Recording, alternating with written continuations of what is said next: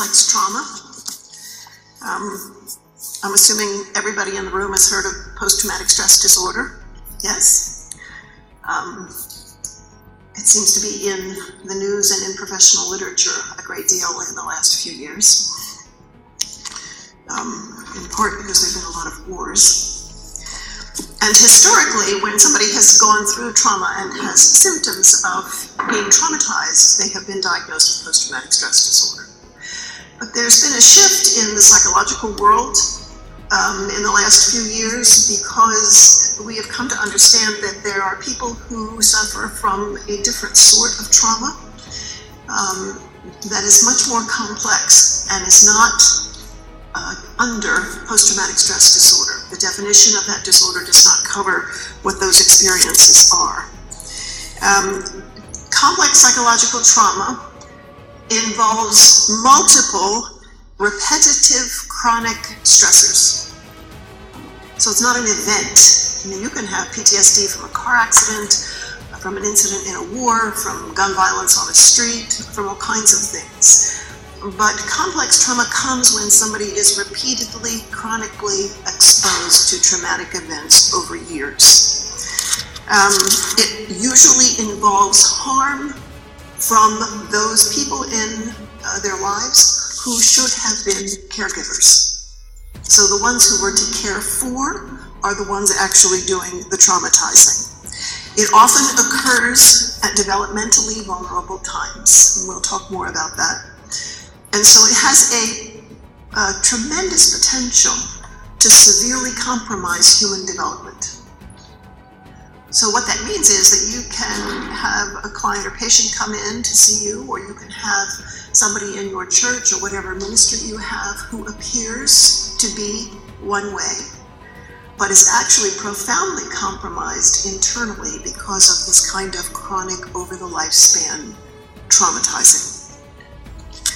So one of the things we found out is that in complex and traumatic stressors, they are generally interpersonal. You know, you can get traumatized by a tsunami, but when you have been traumatized by your own father, it's a whole different thing. They are premeditated. They are always caused by other human beings. They involve profound relational betrayal, because it's usually some kind of caregiver, and profound deception. So it's usually repeated and chronic, and so what we have is an individual, particularly, let's think about a child, being marinated in trauma from birth. So this is a child who is developing, who is supposed to be growing and learning and blossoming, who is instead buried in this stuff called trauma at every stage. It can be physical abuse, sexual abuse, emotional abuse, and chronic neglect in the child's life. Complex trauma also has another category, and that is that it describes people who have layers of trauma. So on the one hand, you may have this child is growing up in this very traumatic environment across the lifespan. That's complex trauma.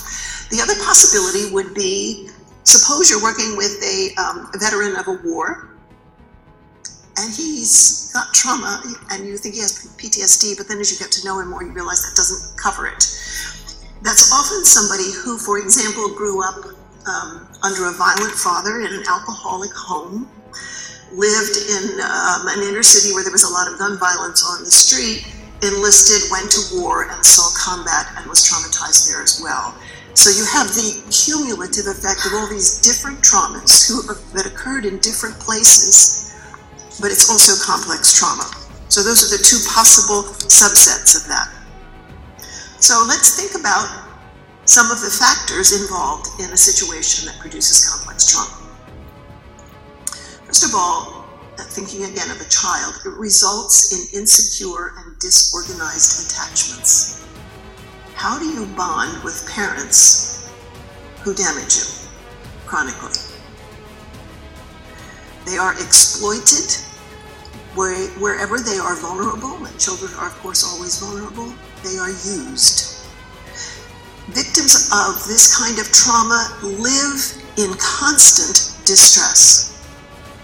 and that has profound physiological impact on the brain, on the adrenal gland, all kinds of things that can often be things that last lifelong.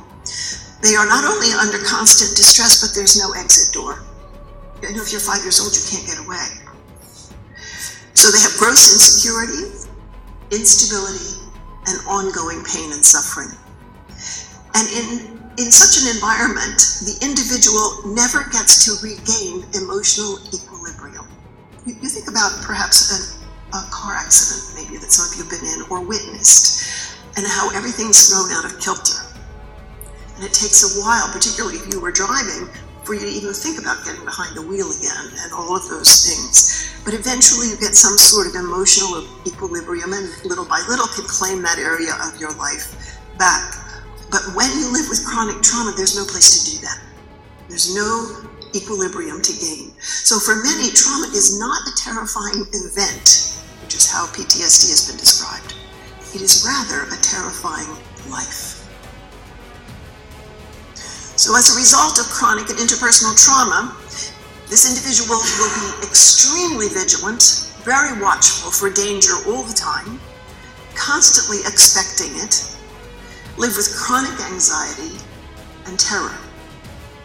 All of their psychological energy is bent by necessity toward coping, which means things like hiding, self-protecting, rather than having that psychological energy bent toward learning and growing, which is where a healthy child in a healthy environment gets to go.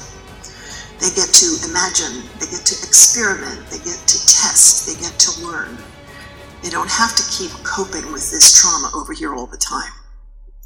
The victim has been betrayed and is often either separated from those who are caregivers and nurturers, or they are stuck with those who are not. There is no safe person in their life. They don't know what that means.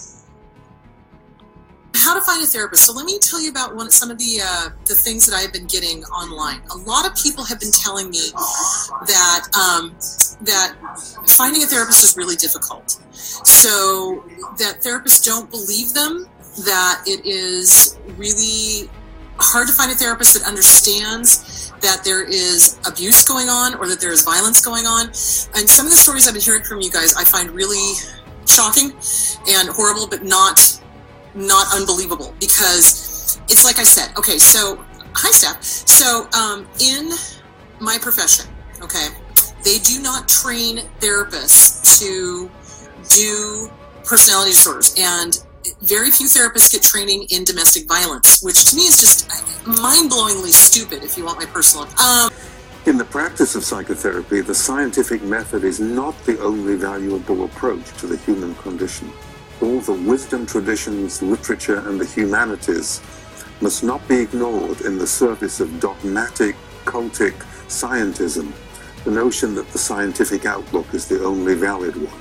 The therapist must inquire deeply into the human condition, must value mystery, develop self-awareness, imagination, and compassion. These are important but difficult or impossible to measure. The student of psychotherapy may not be told that there are alternatives to the view of human nature that underpins the training program in which the student is enrolled. The attempt to squeeze the practice of psychotherapy into a scientific model is often a defense. I'm sorry, does anybody else see the problem with that? No, with a side of no and an extra helping of no. You become a therapist because you've done your own work, you realize who and what you are, you know your strengths, you know your weaknesses, and you know exactly what you can do to help people. So for me, it's once I did my own therapy, because I told you I sat on a couch laid on a couch for 7 years and worked on the relationships, issues with my mom, my dad, the original wounds, all of that stuff. And at some point towards the end, I went, wow, I've been through so much. I have all of this experience. I can turn around and help other people because I've got my own stuff nailed down tight. So I can turn around and help other people. People that go into therapy to figure themselves out are the worst therapists because they haven't figured themselves out yet. They're not learning to go, how can I help this client? How can I help that client? What do I need to know to help this person push them up to the next level. No, they're doing it to figure themselves out. That's a completely selfish reason to get into therapy. That is a completely selfish reason to turn around and supposedly help people, because you're not. Because you're relating everything back to yourself. You cannot. That's called transference and countertransference. That's when you start relating to the client because they've got the same issues that you have. You've got to nail that shit down before you become a therapist, so that there isn't transference and countertransference. Is there always going to be a little bit? Sometimes. Sometimes the person will walk in and you'll be like, wow, I really relate to that. But you recognize it and you work on it. A bad therapist? No. They absorb it and they become it. And it's just, don't get me started. So let me give you a few broad categories of the impact of this ongoing interpersonal trauma in the life of a developing child. Children are malleable, like clay. That means they are capable of being shaped. So they're developing a sense of person. You know, when you have an infant, you don't know who the infant's going to turn out to be. Well, neither does the infant. The infant has not discovered himself yet. So the child, as they grow, is supposed to be answering the question, who am I? What can I do? What can't I do? What am I good at? Do I matter? Do I have impact? If I cry, does somebody come? Am I lovable? Just as children develop knowledge and skills like how to walk and talk and eat or do math, so they develop a sense of self, a personhood, as we might say, an awareness and sense, a definition and assessment of myself. The impact of chronic interpersonal violence on that process is staggering. Secondly, complex trauma involves betrayal at its core. You think about this. The person is being hurt by someone they should be able to trust. Parent, grandparent, siblings, uncles and aunts, coach, pastor, teacher. Those are all the people that along the way of the child's growing who should be caretaking, protecting, teaching, nurturing. Those who should help not only fail to help, but repeatedly morally damage the child and erode their sense of self. So the self is marinated in abandonment, deception, blame, humiliation, and isolation. You know, when you marinate something, you do it so the flavor gets all the way in. So when you're a child being marinated in these things, it gets all the way in. Third, as a result, the child victim develops a deep and abiding sense of shame.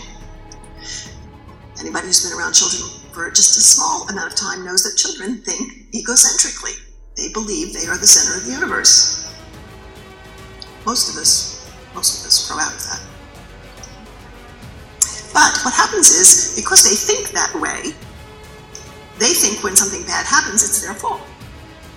So you might, if you're working with a child whose parents are going through a difficult divorce or something, you know, a little boy might say, you know, if I were a good little boy, Mommy and Daddy wouldn't be getting a divorce.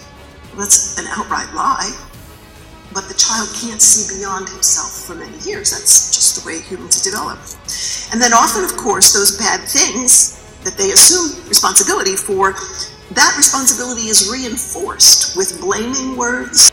And I think this is one reason that many psychotherapists don't read research journals.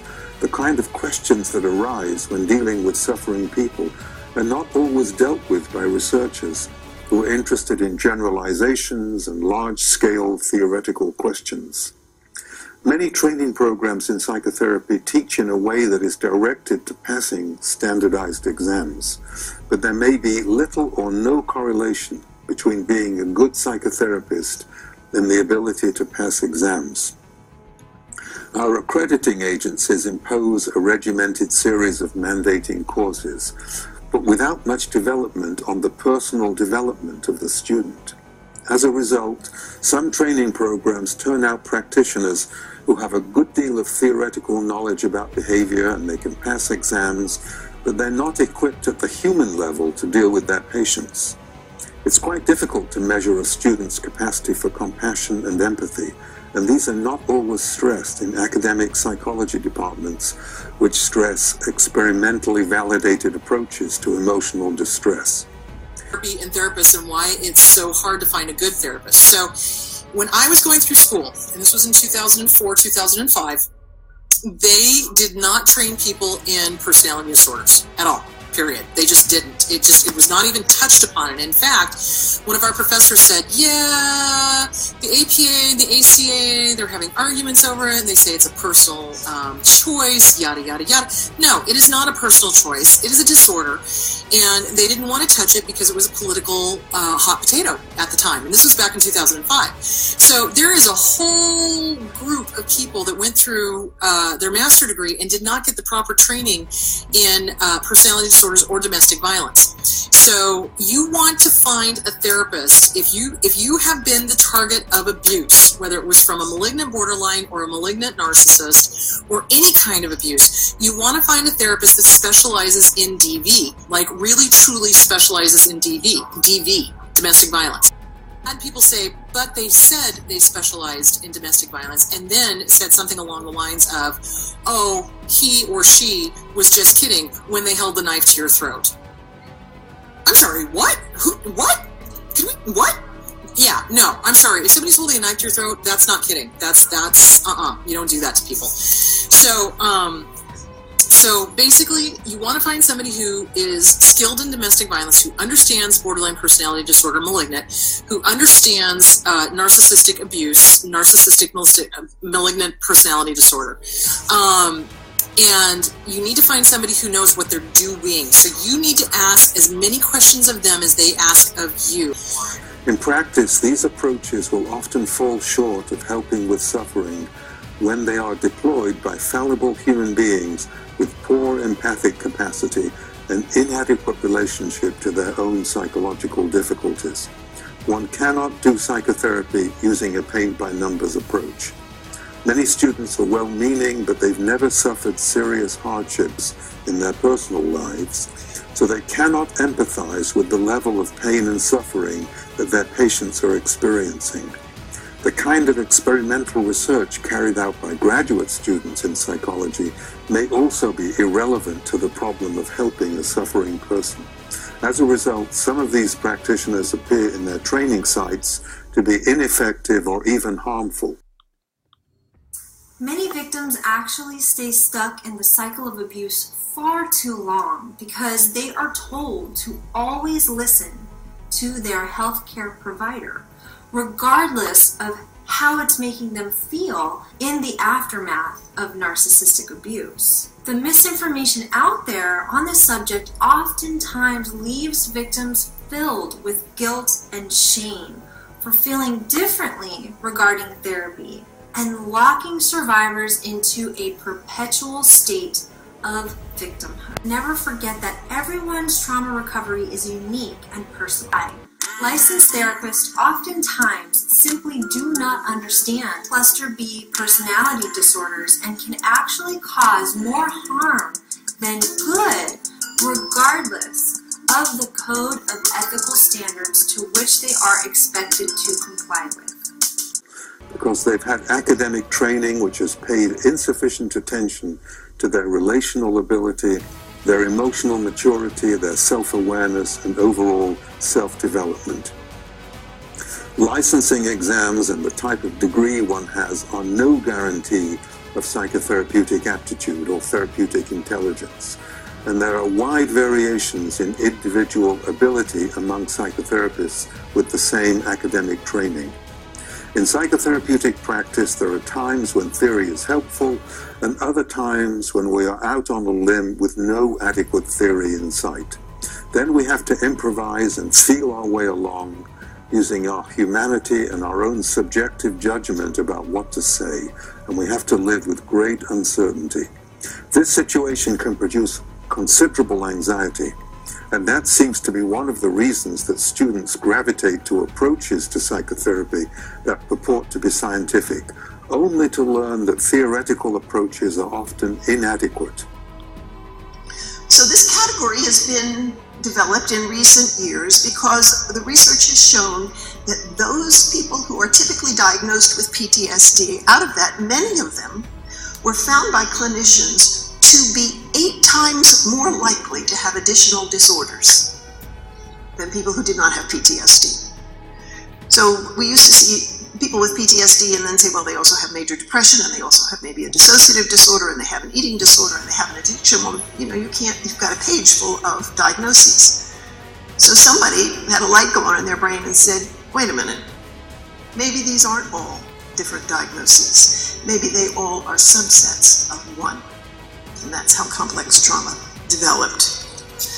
I think what we need to know as people who interact with people in a very traumatizing world, that we need an understanding of complex trauma, because if we're going to help people who've been marinated in this stuff, we want to consider really who they are and understand how they see us and hear us.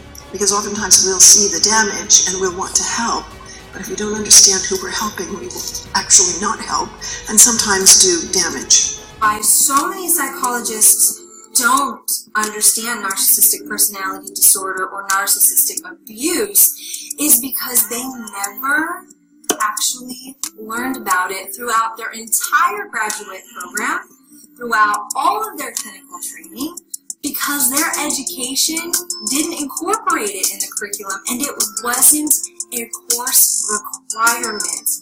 This is so huge to know.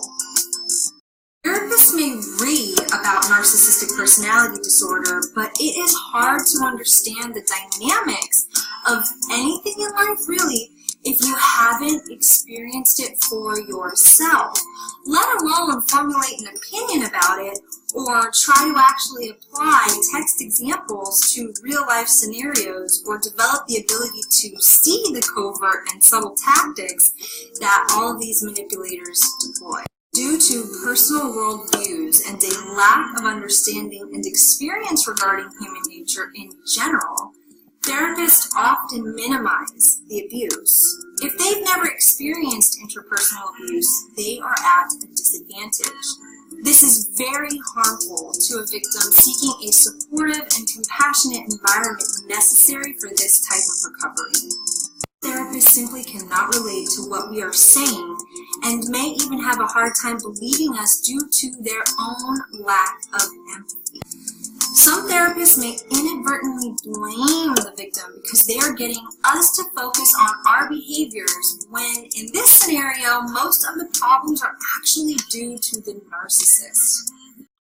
Our abusive experience challenges many therapists' belief about the world. It challenges most people's belief about the world. They may actually need to invalidate us to maintain their safety, their beliefs, and their grip on what they perceive reality to be, and we essentially shake the core of everything they think they know, and that can cause them to become very fearful and will just completely invalidate our experience because of it. Therapists are damaged from childhood themselves and are still in denial and minimize their parents' abuse. And that affects what treatment they can provide to their patients. As what they view as normal, they're going to apply it to our situation. Or simply spiritually bypass behaviors because their reality tunnel does not allow for people to exist who are conscious of what they are doing and purposely inflict pain, not giving a shit about who they are hurting, and enjoy getting away with behaving badly. This, in my opinion, is the hardest part in recovery. Whether it's from an adult relationship with a narcissist or stemming back in childhood abuse and neglect, accepting the very scary and painful reality that there are people out there, people who we know and love, who really don't connect, who don't care, who get a thrill causing harm and completely aware and have absolutely no interest in changing. If the therapist doesn't understand the nature of narcissistic abuse, they may suggest the narcissist can change, which means we are either doing something wrong or not doing enough, which is what the narcissist is constantly programming us to believe in the first place. And if we focus on changing ourselves, this invalidates our experience and can re-victimize us and perpetuates the abuse cycle and keeps us in the relationship when the focus should be getting us out of it. If the narcissist agrees to go to therapy, this is the showstopper. The narc deploys all the manipulation tactics, playing the victim. And since the therapist is not educated, usually falls for this, and the victim, yet again, gets blamed for it all. The majority of licensed psychologists, at best, simply don't get it, and at worst, are completely incompetent to help victims of narcissistic abuse.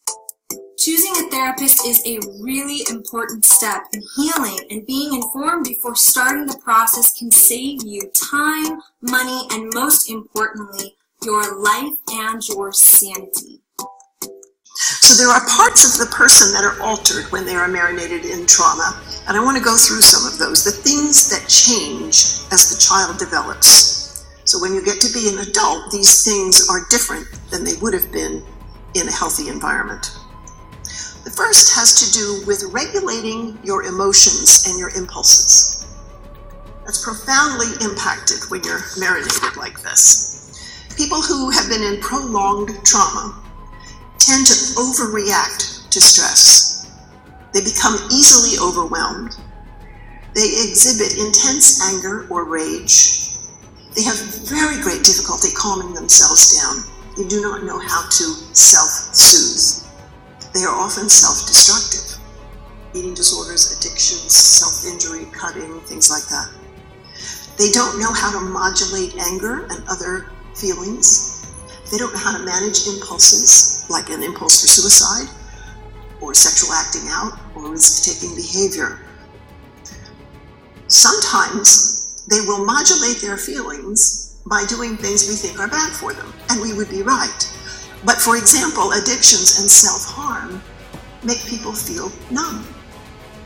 To somebody who has all of these symptoms, that's a good place to live.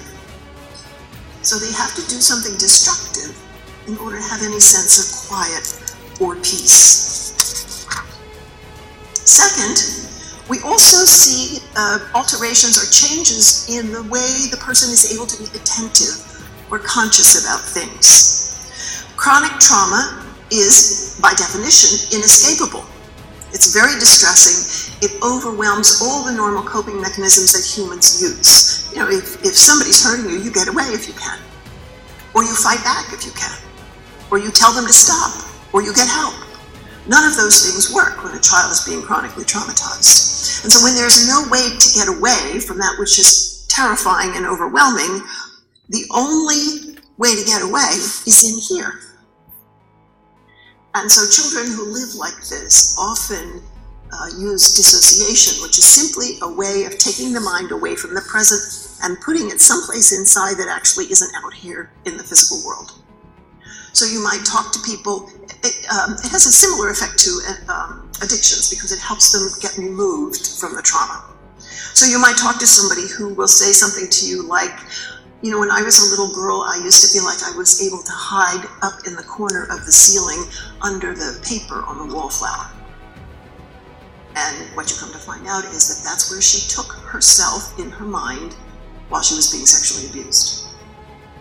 So what happens is that capacity to leave the present and go be someplace else in your mind gets habituated over time. And one of the things that that does is make people who are terrified all the time they're going to get hurt, not able to protect themselves. You quit processing what's happening in the front of your mind, and you retreat to your hiding place in your mind. So you're unaware, you block out what you're hearing, and you're obviously much more likely to get hurt.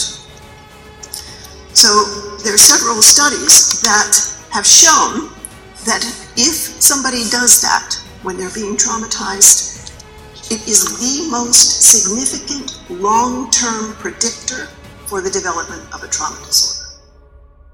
So somebody who's had chronic trauma and done something in their head to help them escape it, it's pretty dead certain sure they're going to be diagnosed with a trauma disorder. Victims victims who suffer such personal abuse prior to the age of 14 develop even more dissociative responses. Trauma has its most pervasive impact when it occurs in a child or an adolescent, because again, they're malleable, and so they are now being shaped by evil with no protection. What happens when the mind leaves like that and dissociates is that the information and the experiences are not regulated. And so it's as if somebody had a bunch of file drawers in their head. And so this thing that happened when I was 3 in my bedroom goes in this file, and this thing that happened when I was 12 and at my uncle's farm goes in this file. And what you will find with people who have suffered from complex trauma or this disorder is they can't tell you a story of their lives. They can give you pieces like this, but they've never made a narrative out of it because in their mind they kept leaving what was happening. So here you have a child growing up with things that adults can't put into words. And they're supposed to manage it somehow and still grow up. There are no files in the brain of a child where their whole abusive experience can be remembered and understood. It's not possible. So on the one hand, you have these people developing these tremendous resources by dissociating, which leaves them unprotected and without a narrative, neither of which is good for people as adults. But on the other hand, if they didn't do that while it was happening, they would be insane. If you cannot escape physically, the one possible coping mechanism is to escape in your mind.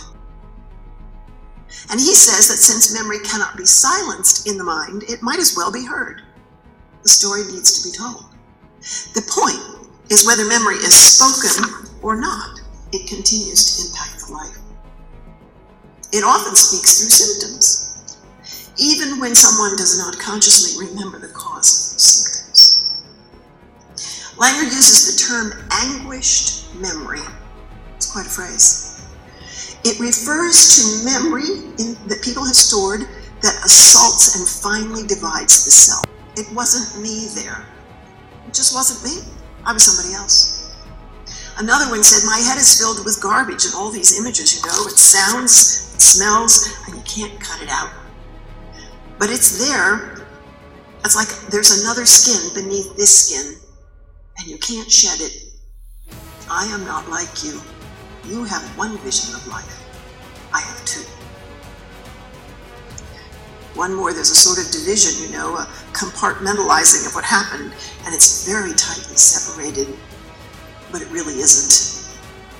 It must not interfere in my life today, the one that I have that's safe and good. The other must not become so overwhelming.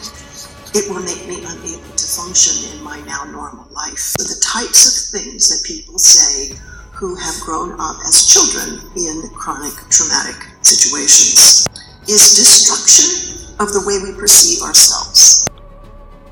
They're developing a sense of self in very basic ways that get more complex as time goes on. What they end up developing as a sense of self is, I'm damaged, flawed, I'm ineffective, I'm incompetent, I couldn't stop it, I'm full of shame, I'm marked, everybody can tell, I'm unlovable and undesirable, and I'm helpless. Victims blame themselves and believe no one will understand, and so they try to forget or they minimize horrific evil.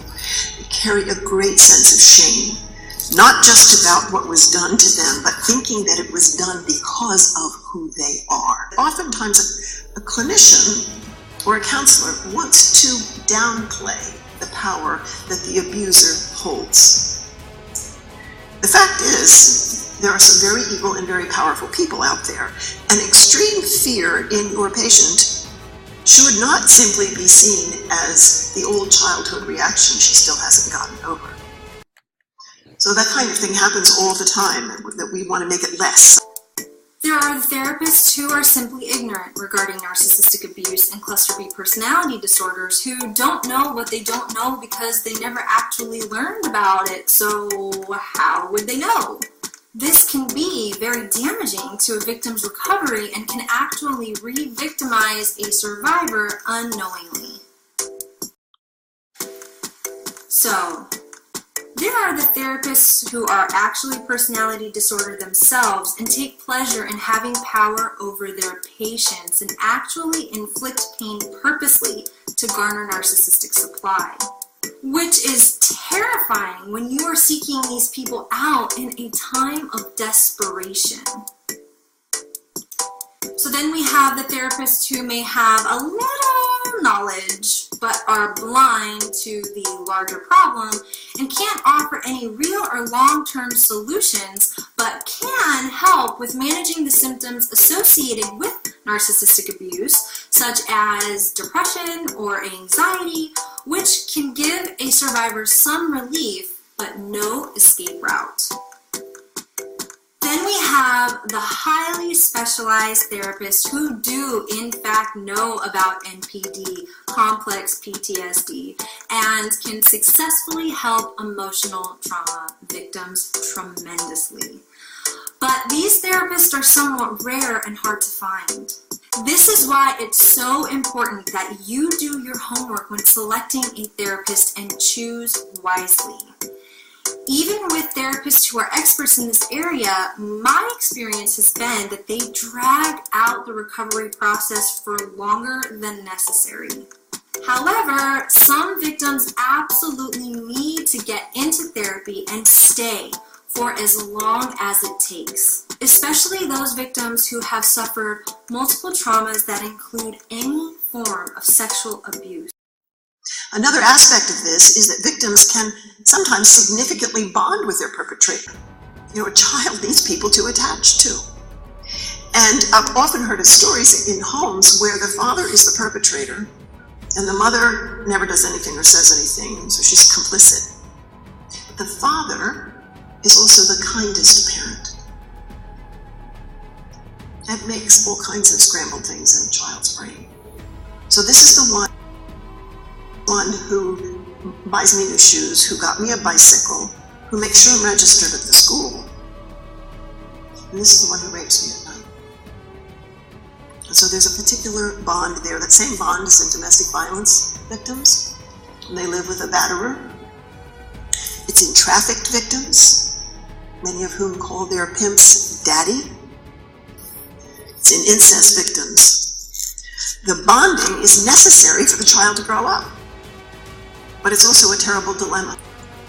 It leads to the inability to trust and sometimes to victimizing others. Victims are often unable to feel any intimacy with somebody. They have no model in their minds for what a healthy relationship should look like. And so they don't know how to make good or wise judgments. You know, you can't do what you've never seen and can't imagine. How do you have a healthy marriage if you've never seen one, and so you really can't even picture it in your head? Sometimes they see warning signs in relationships, sometimes they don't. When they don't, they're re-victimized. But when they do, they are often immediately put into a state of feeling helpless. There's nothing I can do about it. These struggles will impact you as you work with them. Because the struggle to trust, obviously then, somebody comes to talk to you, you're going to be the next person they don't trust. And we want them to feel safe. We probably work hard for them to feel safe in their time with us. But if you say to them, it's okay, it's safe here, why would they believe you? They're not going to. They may act like they do because they learn how to be compliant and not upset people. But you can't trust that they really trust. That's something that's won over time, and usually a long time. Traumatized individuals have overreactive nervous systems. You know, one of those, which we're familiar with from PTSD, is the exaggerated startle response. You know, if you come up behind somebody who's been traumatized, they'll jump through the ceiling. Overproduction of certain chemicals results in constant anxiety. They don't know what it's like not to feel anxious. They have great difficulty sleeping, which of course has a great impact on their health. current research has found immune system dysfunctions in many women with histories of chronic childhood abuse. And I have watched this through the years. I'm not a medical doctor. It's puzzled me. The reaction of the medical community 20, 25 years ago was, it's not really a disorder, they made it up in their minds for attention or whatever, but research is now showing actually that chronic childhood abuse impacts stuff, it causes autoimmune diseases. So patients often end up silent and treated with disbelief and hostility. I've had patients who've undergone 10, 12 unnecessary surgeries because somebody felt like they needed to do something to tell them that they would be better now, only it didn't work, and it didn't work because it wasn't really about the physical pain they were feeling. It was about the emotional pain and the story of their lives that was still untouched by all of the surgeries, which obviously has a whole spiritual impact. Results in despair, hopelessness, or the loss of former beliefs. These clients have a very difficult time making sense out of life. Following a traumatic experience, every human being, no matter their age, has to make the heartbreaking adjustment to a world that is full of losses. So if you're a 5-year-old girl or boy and you've just been raped by a family member, yesterday was one world and today and the rest of your life is another.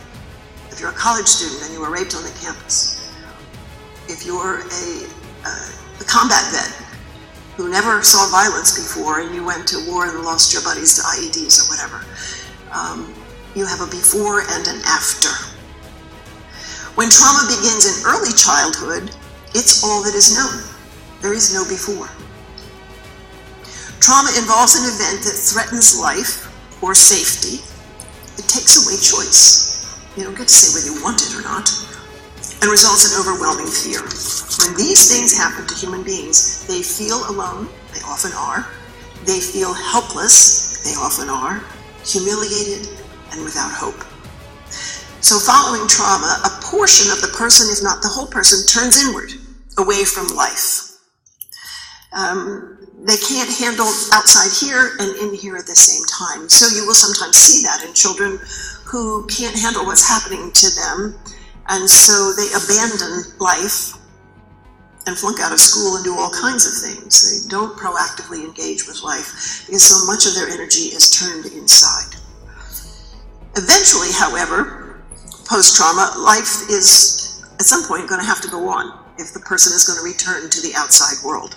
So what kinds of things are needed to help people face what's inside, remember well and truthfully, and yet still be able to return to life and to good things, like relationships? Recovery, and this is a very important statement, so I want you to really hear it, and we'll work with it a little bit later. Recovery involves a reversal of the experience of trauma. So you have to understand the dynamics of trauma so that you can reverse the dynamics in whatever caregiving relationship you have with them. Trauma silences human beings, partly because there's no words to really describe what that was like. It brings emotional darkness, isolation, because you feel like nobody cares, or even if they did, they wouldn't understand. It makes time stand still, because we get so lost in what happened, we cannot see ahead. We've lost hope. So there are three main things that need to occur to reverse the trauma. All three must happen. One is not enough. And the three things are this: talking, tears, and time. Now, talking is part of being human. When somebody does not talk, and I don't just mean words, though that's certainly significant, but express themselves in some way, if all that's shut down, they're broken. Now, there may be something physically wrong, but there also may be a tremendous amount of emotional wounding that causes it. And sometimes people do not talk at all, or do not talk about a particular event because the pain is so great they cannot find the words. Or the other thing they do is they keep saying the same thing over and over again, trying to find the right words and get relief, only it doesn't do anything. When Ground Zero happened in New York, I was up in New York a month after that to speak at a conference on trauma, for obvious reasons. And I was with a woman who had been in the towers and had obviously managed to get out. And she was standing on the sidewalk watching as the people were jumping. And the only thing she could say was, and she must have said it 50 times, I saw the color of their ties. That's all she could tell me about that story. Now, over time, that story took on, she was able to tell me how she got out, and how she got on the subway and got away from all of that. But at the beginning, that's all she could do.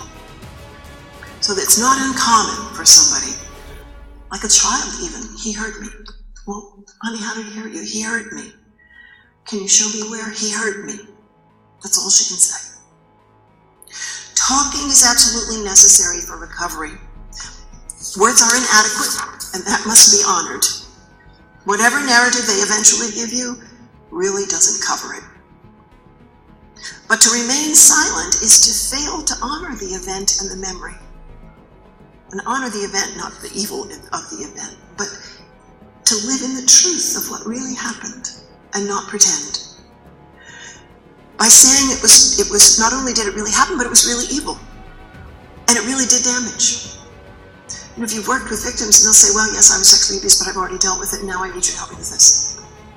Well, can you tell me what that means, that you already dealt with it? I just said that it happened. It was no big deal. Ding. Not dealt with. And so talking is not just fact stating, it's expressing what happened and the impact of it on the person. It dishonors victims when we are silent about their experience, or pretend it did not happen, or was not important. And unfortunately, this has happened a great deal in the church. We have silenced victims of domestic violence, we've silenced victims of sexual abuse and rape, we've silenced combat vets. And we give them a verse and tell them to be quiet. Talking says, I'm here, I'm alive, which for some people with chronic trauma, that's an amazing statement. And what happened to me was wrong, and it wasn't my wrong. I'm damaged by it. Justice is needed, but so is care for my broken heart. At the beginning, sometimes people are so silenced, they can't talk in words. So sometimes you might sit with somebody who's traumatized and all they can do is cry, or moan, or rock. Sometimes I use nonverbal things. When they say, I can't tell you, can you draw me a picture of this? They can do that. Many times, people need us to sit with them in silence. God commended Job's friends when they did that part. It's a way of joining with them, so they're not alone in the darkness. There is someone else there. Eventually, words will and must come. It's part of how you get power over something, is to be able to tell it. Sometimes people need help. So sometimes, again, even though people are starting to talk, I'll just give them one word, and if it describes what you felt or saw, just nod your head. Scary? Pain? Good? So you're helping them find words. Little by little, they give you pieces of the story. And trauma stories do not come out with a beginning, a middle, and an end. They come out like this, and eventually you have to put the puzzle together. Talking is about telling the truth. It connects the survivor to another person, and it restores dignity because you're willing to sit there and listen and honor them. It gives them choice because they can decide when to tell, what to say, and when to stop. It's not yours to choose. And again, remember my sentence, trauma recovery is the reversal of the dynamics of the trauma. The dynamics of the trauma were coercion. You had no choice. So forcing somebody to tell their story in a therapy session or coming alongside them is to copy a dynamic of trauma. You're not helping.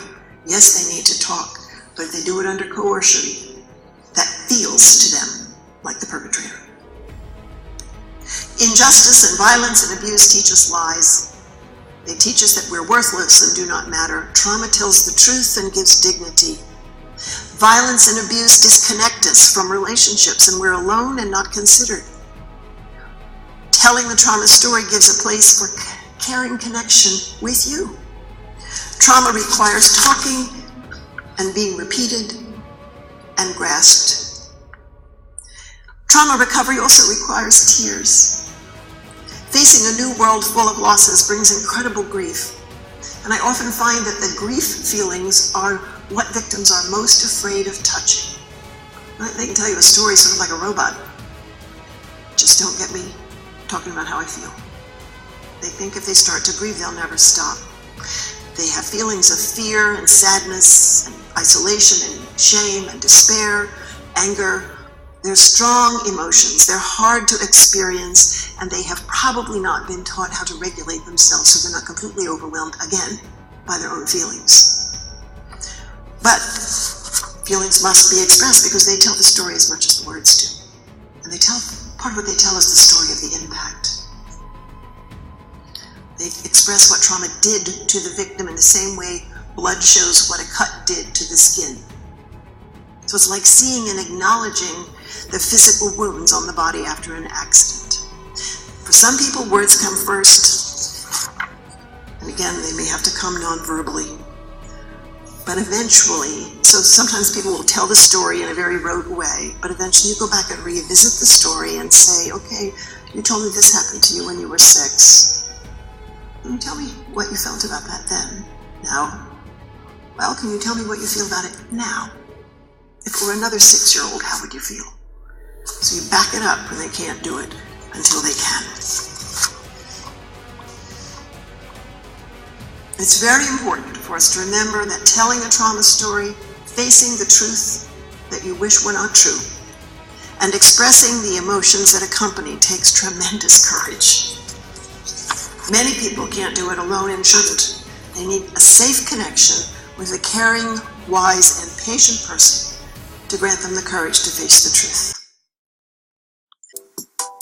I would most certainly highly recommend a licensed therapist who is truly specialized in this area.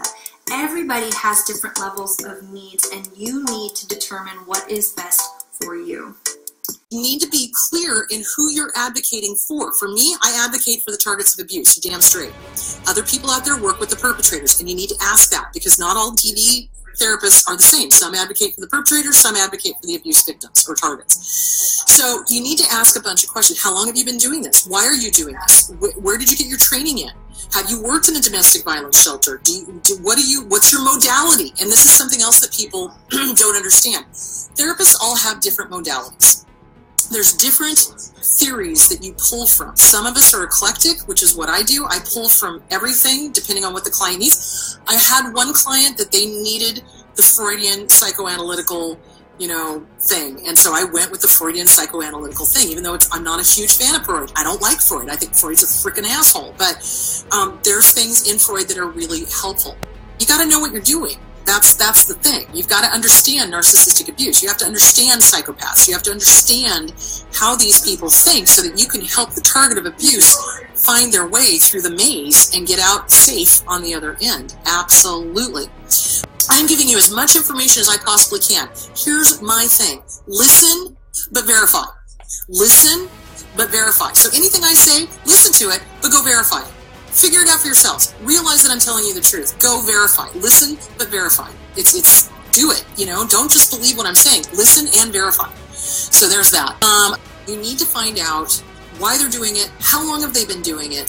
What's their expertise? What drove them to specialize in this particular field? I mean, for me, it was obviously family. Hello, Cuckoo for Cocoa Puffs, if you read my first book, which was What's Wrong with Your Dad, which was all about growing up in a family that had BPD, strong traits of narcissism and addiction. Yay. So that spurred me to figure myself out first. And then once I figured myself out, I went, holy shit, I can help other people. So that's great. So you want to find out why they're doing it. Then the next thing you need to ask is the different modalities. That's what I started to talk about.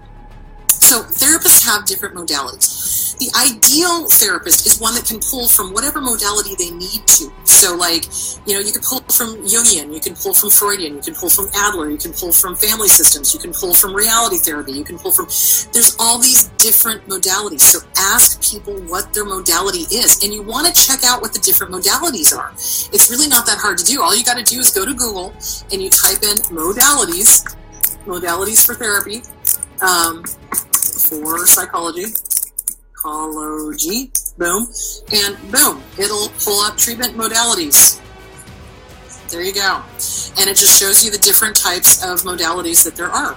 And it's different for everything. There's a different modality that you use for individual as opposed to group. There's a different modality that you use for family as opposed to individual. There's a different modality that you use for couples counseling as opposed to individual. Do you see where I'm going with this? So you want to make sure that your therapist knows what they are doing and that their particular modality is going to work with your personality. So I like Adler and I like Jung. I hate Freud.